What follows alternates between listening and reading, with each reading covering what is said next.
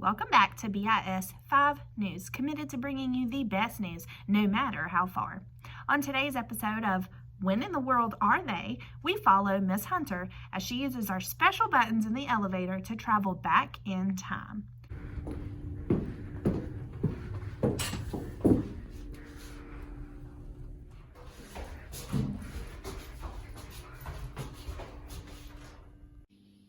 Mr. President, I just want to say what an honor it is to be here with you. I can't believe that this is actually happening. Thank you for taking time to talk to us today and do our interview for our 5th graders. Let's start with some background on you. Tell me a little bit about yourself. Well, I was born near Hodgenville, Kentucky on February 12, 1809. I only went to school for about a year altogether, but I learned how to read, and I made up for my lack of proper education by reading anything I could get my hands on. Truly, it's my curiosity that has helped me my whole life. I have worked many different jobs, including a rail splitter, postmaster, surveyor, lawyer, and private in the military during the Black Hawk War. Wow, Mr. Lincoln, it sounds like you are a very smart man.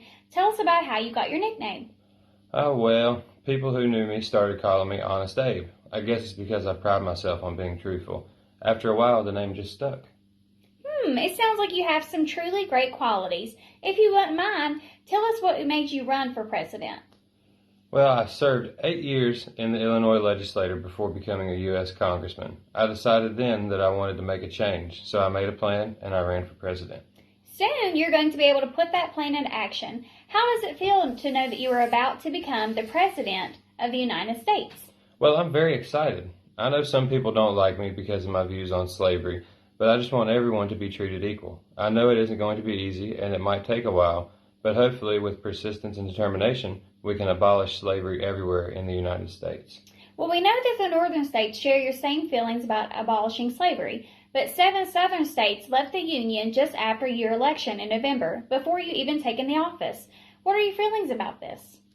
I had heard rumors that some of the southern states would secede if a Republican were elected president, and they held true to their word. The outgoing president, James Buchanan, didn't want any states to secede from the Union, but he did nothing to stop them. I fear a civil war, but it will not be started by myself. If this ends in war, it will be at the fault of those southern states which have seceded.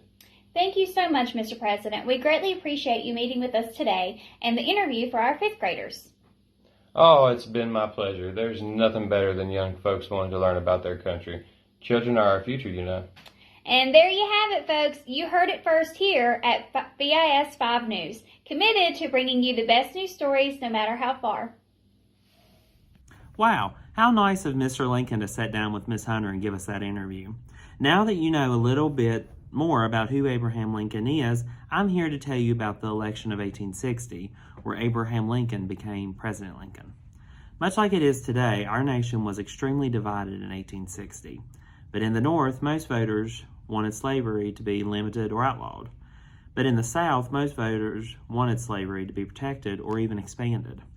The election of 1860 would determine which direction our country would take. Abraham Lincoln was a member of the Republican political party.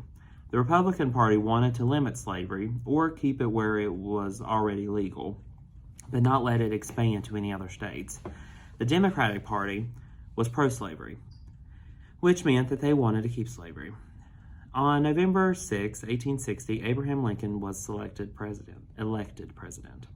Some states in the South had said they would succeed or break away from the Union if a Republican was elected, and they did.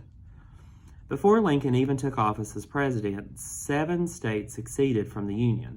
Those states were Alabama, Florida, Georgia, Louisiana, Mississippi, South Carolina, and Texas. When Lincoln took the oath of office as president on March 4, 1861, he gave a speech. In it, he spoke to the states that had seceded. He said, "In your hands, not mine, is the momentous issue of civil war. You have no conflict without being yourselves the aggressors.